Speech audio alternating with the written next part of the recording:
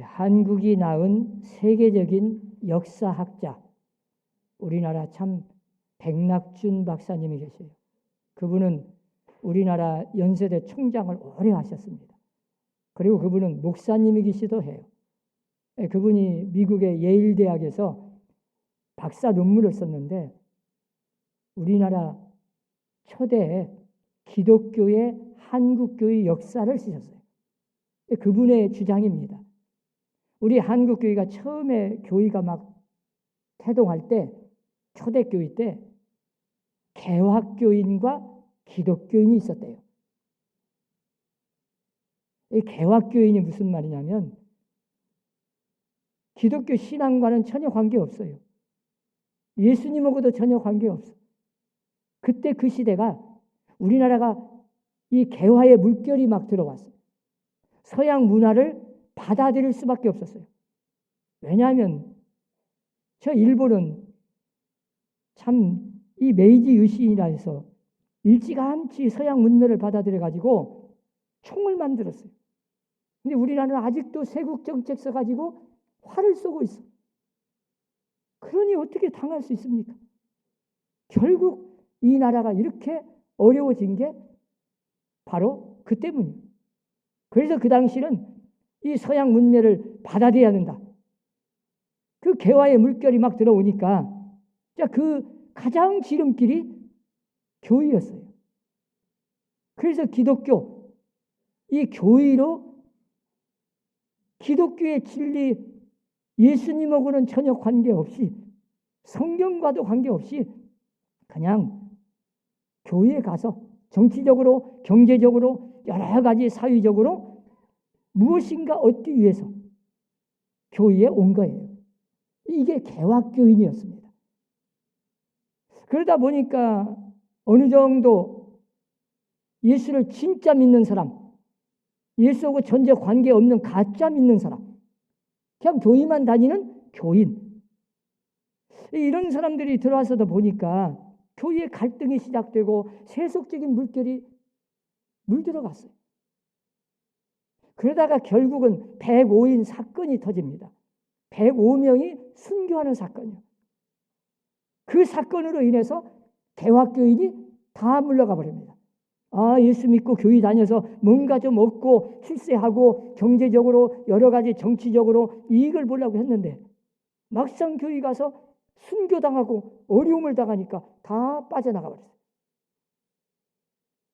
지금도 우리나라도 마찬가지지만 세계 어느 곳에나 예수님하고는 전혀 관계없는, 기독교의 진리와는 전혀 상관없는, 그 관심도 없어요. 그냥 교회에 나가서 내가 좀 뭘 얻어볼까, 무슨 좀 유익을 얻어볼까, 이런 데에 관심을 갖고 오는 자도 있겠죠. 그러나 처음에는 누구든지 교회에 어떤 방법으로 왔든지 교회를 다니다 보면 정말로 교회라고 하는 것이 예수님이 누구고 왜 우리가 예수를 믿어야 되고 왜 우리가 교회를 다녀야 되는지를 점점 깨달아서 기독교의 진리를 알게 되고 예수님이 누군지를 알게 되고 예수를 왜 믿어야 되는지를 알아서 영생을 얻는 진짜 교인이 되어야 되는데, 진짜 신자가 되어야 되는데 그러지 못한 경우가 얼마나 많습니까? 오늘날도 보면 선거 때만 되면 좀 1년 전이라도 하면 좋아요. 선거철만 되면 교회 와서 인사하고 막 그런 사람도 있어요. 평상시는 그 선거철 딱 끝나면 끝이요. 그런 사람은 교회하고 관계없습니다. 기독교하고 관계없어요. 그냥 표만 생각하는 거죠. 우리가 이 초대교회 때도 잘 보세요. 예수님 당시에도 사실은 처음에 교회를 다녀서 여러 가지로 정치적으로 도움이 되고 경제적으로 도움이 되고 도움받고 여러 가지로 유익하고 병고침 받고 이런 마음으로 다 초대교회 때도 교회에 나왔어요. 사실은 예수님 당시에도 예수님 따라다닐 때 제자들도 예수 믿으면 예수님이 앞으로 임금이 되고 우리도 출세하겠다, 그런 생각을 가지고 제자들도 사실은 예수님을 따르는 사람도 있어요. 우리가 성경에 보면 언젠가 예수님이 왕이 되면 뭐 우의정 좌의정 찾아가면서 서로 다투기도 했어요.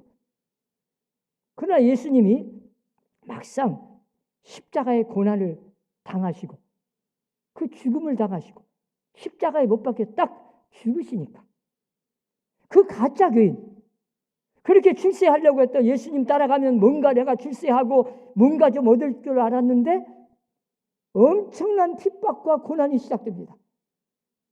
예수 믿어서 이익을 얻으려고 했는데 세속적으로 세상적으로 뭔가 좀 얻으려고 했는데 오히려 고난이 오고 환난이 오고 핍박이 오니까 다 가짜 교인은 떨어져 버린 거예요. 그리고 진짜 하나님이 원하시는 기독교의 복음의 진실한 믿음의 사람만 남게 되죠. 그래서 결국 그 사람들이 순교하고 그래서 그들이 복음을 전해서 목숨 걸고 전해서 오늘날 여러분과 내가 예수 믿게 된 거예요. 저는 이번 참 2년 동안 코로나가 만연해가지고 결국 참 이 코로나 시대에 왜 이런 코로나 이 바이러스 하나 때문에 온 세계가 멈춰버리고 어려움을 당하고 심지어는 우리나라뿐만 아니라 기독교가 손가락질을 받게 됩니다. 지탄을 받아요. 더군다나 이 코로나 시대에 오히려 조사를 해보면 세상 사람들로부터 제일 불신임 받고 제일 마치 코로나가 온상이나 된 것처럼 지탄받는 종교가 기독교가 제일 높아요. 왜 그랬습니까? 물론 우리가 잘못한 게 있어요.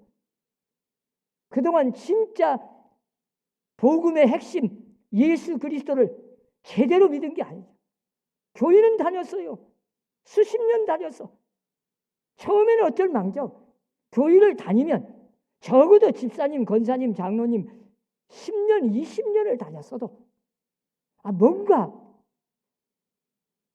예수님을 통해서 예수님이 내 주인이 되시고 예수님이 내 마음속에 들어와서 내 삶이 변화되고 내 인격이 변화되고 내 언어가 달라지고 뭔가 달라지 하는데 겉으로만 껍데기만 교회 다녔지 변화가 없어요. 진짜 예수를 믿은 게 아니에요. 뭔가 우리 마음속에 목적이 다른 데가 있었고 동기가 다른 데 있었고 이래가지고 과연 하나님이 어떻게 보시겠어요? 오늘날 현대 교인은 수없이 많습니다. 십자가 간판은 다 걸어서 남원 시만 해도 엄청나요. 눈만 뜨면 무슨 교회가 하나 생겨요. 그런데 정말로 예수님이 세운 처음에 교회를 세우신 주님이 그곳에 거하시고 그곳에 역사하고 그곳에 주인이 되시는 교회가 얼마나 되겠습니까? 진짜 교회가 교회다워진다면 아마 이 세상이 이렇게 타락하고 이렇게 손가락질을 받고 이렇게 지탄받는 시대는 안 됐을 거예요. 저는 이 코로나가 분명히 하나님께서 심판하시는 거로 봐요. 정말 이 심판 속에서도 하나님의 관심은 언제나 멸망하는 심판자를 보는 게 아니에요. 구원자를 찾고 계셔. 그 속에서도 정말로 하나님의 사람, 믿음의 사람을 찾고 계셔. 교회다운 교회를 찾고 계셔요.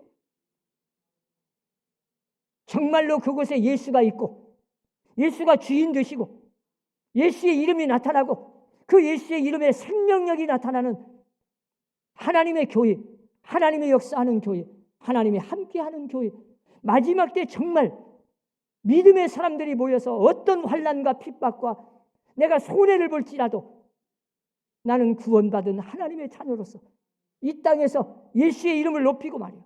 예수의 이름을 찬양하고 예수의 이름으로 승리하는 그런 참된 교회, 그런 신자를 찾고 계시죠. 우리 사람교회 성도들은 2022년도 새해 정말 하나님이 찾으시는 믿음의 사람, 하나님이 찾으시는 진실한 믿음의 사람들이 다 되시기를 바랍니다.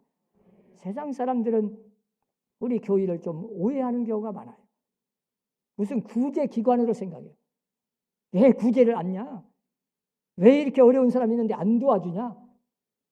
당연히 교회는 도와줘야 됩니다. 마땅한 의무예요. 진짜 예수를 잘 믿는 사람은 삶 속에서 어려운 자, 가난한 자, 고통당하는 자, 외로운 자 당연히 도와줘야 돼요. 고아나 과부를 도와줘야 돼요. 그렇다고 교회가 본질이 무슨 구제 기관은 아닙니다. 교회는 주님이 세울 때 목적이 있습니다. 왜 이 지상에, 왜 이 땅에 예수님의 몸을, 교회를 세워서 하나님의 성전을 통해서 어떤 일을 하시는가를 성경에서 봐야 돼요. 교회의 본질은 영혼 구원이에요. 생명을 구원하는 거예요.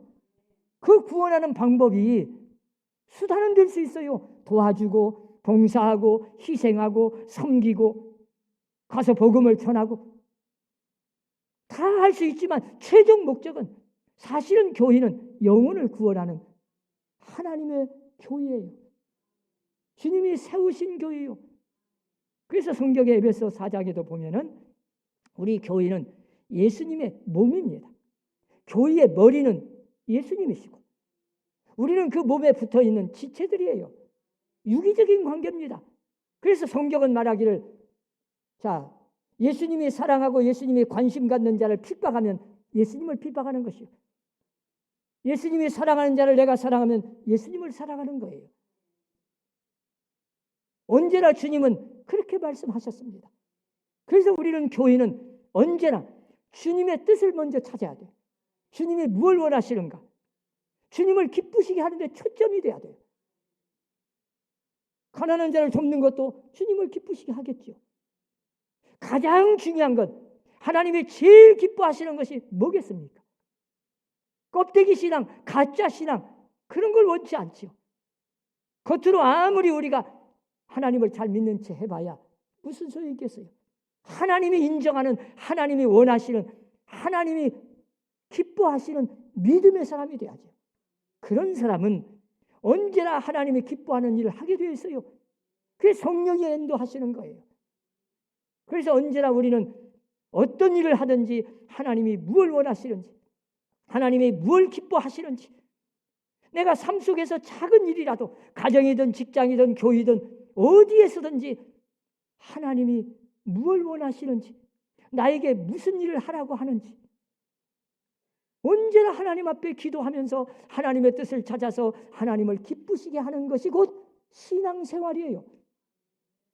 하나님의 뜻과 반대되는 일은 아무리 열심을 내도 그건 가짜입니다. 악한 일밖에 안 돼요. 아니 죄 짓는 일에 열심 낸다고 하나님이 좋아하시겠어요? 마귀가 좋아하겠죠.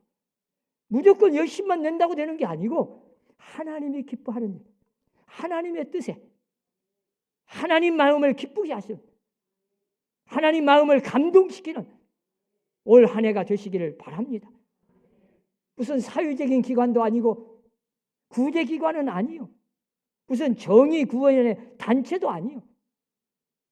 교회는 언제나 예수를 나의 구주로 믿고 고백하는 하나님의 자녀들이 모여서 하나님의 말씀이 선포되어 그 말씀으로 내가 변화되고 내가 달라지고 내가 달라짐으로 내 가정을 변화시키고 내 교회를 변화시키고 이 나라 이 민족을 변화시키는 그런 능력이 나타나는 것이 곧 교회예요.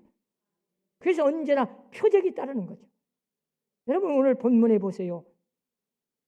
베드로와 요한이 성전에 기도하는 시간에 성전에 들어가서 기도하려고. 기도가 얼마나 중요합니까? 유대인들의 습관대로 시간을 정해놓고 언제나 기도했습니다. 우리는 그냥 아무 때나, 나는 그냥 밤이나 낮이나 직장에서나 당연히 기도해야죠.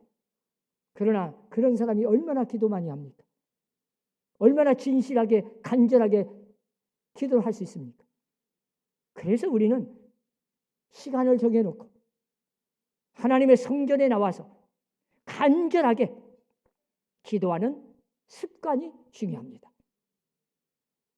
그래서 유대인들도 그렇게 한 거예요. 예수님도 큰 일을 앞에 두고 겟세마네 동산에서 십자가를 앞에 두고 밤새도록 피땀 흘려 기도했어요. 왜? 중요한 사역을 해야 하니까. 혹시라도 시험에 들지 않게 하기 위해서. 조금만 우리가 영적으로 잠자고 졸고 기도하지 않으면 사탄이 벌써 시험을 주거든요. 하나님께서 큰 일을 우리에게 맡겨주시고 우리에게 사명을 주셨다면 정말 새해에는 정말 하나님 앞에 엎드려서 눈물로 간절하게 기도해서 그 사명을 잘 감당하는 우리 성도들이 되시기를 바랍니다. 기도가 중요해요.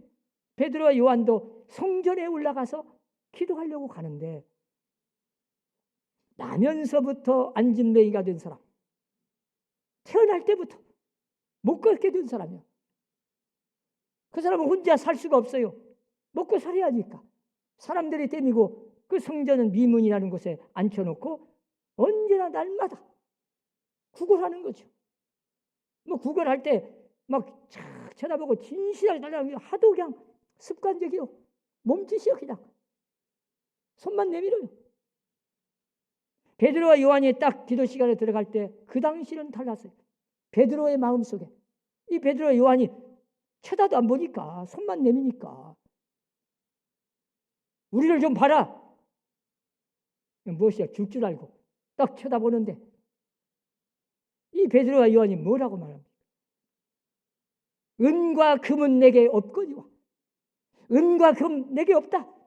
네가 요구하는 돈, 그 구걸하는 몇 푼 물질은 없다. 돈 보고 물질 보고 평생 그렇게 해봐야 거지 생활 더 하겠어요? 네가 백날 그렇게 구걸해도 근본적인 문제가 해결 안 되는데 정치적인 목적, 경제적인 목적, 세속적인 이런 출세하는 거 그런 거 하나 얻기 위해서 교회에는 나오지 마라. 교회가 그런 곳 아니다. 진짜 내가 있는 것을 주겠다. 교회의 본질, 교회의 진짜 핵심은 생명을 구원하는 거예요. 죽은 자를 살려내는 거예요. 육신의 생명이 아니에요. 영혼이 구원받고 영원한 영생을 얻는 기독교의 가장 핵심적인 진리, 예수를 주겠다. 복음이 뭐예요? 예수님이에요. 교회의 본질이 뭡니까? 예수님의 몸이잖아요. 이 교회의 머리가 예수님이시고 우리는 그냥 지체일 뿐입니다. 교회가 예수가 없는 교회가 너무 많아요. 오늘날 너무 많아요. 십자가 간판은 걸어놨어요. 교회는 많은 사람들이 몰려들어요. 그 속에, 그 마음 속에, 마음 중심에, 삶의 중심 속에 예수가 없는 사람 얼마나 많아요. 교회가 교회다워야 하는데 교회가 교회되게만 하면 교회가 진짜 본질적인 복음의 진리를 찾으면 하나님이 기뻐하시고 하나님이 역사할 텐데 말이에요. 주님은 그걸 원하세요. 베드로 요한이 바로 그걸 전해준 겁니다. 내게 있는 것, 나에게 있는 것을 너한테 주겠다. 곧 나서는 예수 그리스도의 이름으로 일어나 걸으라. 그 안진뱅이가 벌떡 일어나 걸어버렸어요. 여러분 아마 저는 그때 막 일어나서 뛰는데 안진뱅이가 놀랐을까요? 베드로가 더 놀랐을까? 제가 볼 때는 베드로가 더 놀랐을 거예요. 베드로도요, 사실은 그 전에는 자기도 부끄러운 사람, 3번이나 부인한 사람입니다. 자신감이 없어요. 뭔가 좀 자기의 부족함을 아니까. 내가 어떤 사람인가 알아. 성전에 들어갈 때도 사람들이 다 저 사람 예수님을 모른다고 3번이나 부인한 사람이에요. 뭐 기도한답시고 해도 누가 그렇게 크게 알아주도 않았어. 그런데 성령을 받고 성령께서 그 마음속에 확신을 준 거예요. 나는 구원받았다. 예수님이 나와 함께 하신다. 나는 부끄러운 사람이지만 내 이름으로가 아니라 예수의 이름만 나타나면, 예수의 이름만 있으면 능력이 나타나고 기적이 일어나는 걸 체험한 거예요. 교회라는 것은 어떤 곳입니까? 예수의 이름이 있는 곳이에요. 예수의 이름을 높이는 곳, 예수의 이름으로 생명력이 넘치는 곳. 거기에는 표적이 따르죠. 표적이라고 하니까 무슨 막 신비한 막 죽은 사람 살려내는 그런 기적을 베푼다는 게 아닙니다. 한 사람의 영혼이 구원받는 거예요. 근본적인 문제가 해결되는 거예요. 기도가 응답받고 세상적인 문제, 가난한 자가 막 부자 되고 병든 자가 치유받고 그런 것도 기적이지만 가장 중요한 건 죄인이 영원한 멸망으로 가다가 예수의 이름으로 구원받는 겁니다. 누구든지 주의 이름을 부르는 자는 구원을 받으리라. 예수의 이름이 이 정도 능력입니다.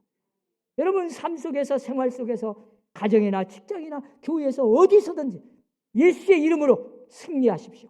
예수의 이름으로 구원의 능력이 나타납니다. 그 예수의 이름을 전하는 거예요. 교회는 말씀을 선포하는 것이에요. 그 말씀이 살아 움직이는 거예요. 그 말씀을 전하는 거예요.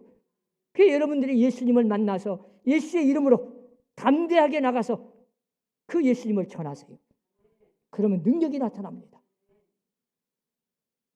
왜 우리가 기도할 때 예수의 이름으로 기도합니다. 예수님의 이름으로 기도하라고 했고 예수님의 이름으로 기도합니까? 우리는 죄인이에요. 우리의 기도, 우리의 이름으로 해가지고는 안 됩니다. 그러나 아무리 죄를 지었어도 어떤 죄인이라도 예수께서 십자가에서 죽으시고 내 죄사함을 받았느니라. 주님께서 말씀하셔서 누구든지 그리스도 안에 있으면 이제 새로운 성령의 법 안으로 들어왔어요. 결코 정죄함이 없습니다. 사탄 마귀가 아무리 정죄해도 예수님이 우리를 의롭다 하시고 내가 용서받은 하나님의 자녀가 되어 예수의 이름으로 기도만 하면 무엇이든지 다 이루어지겠다고 약속하셨어요. 주의 이름으로 무엇이든지 구하라. 다 이루어지겠다는 거예요.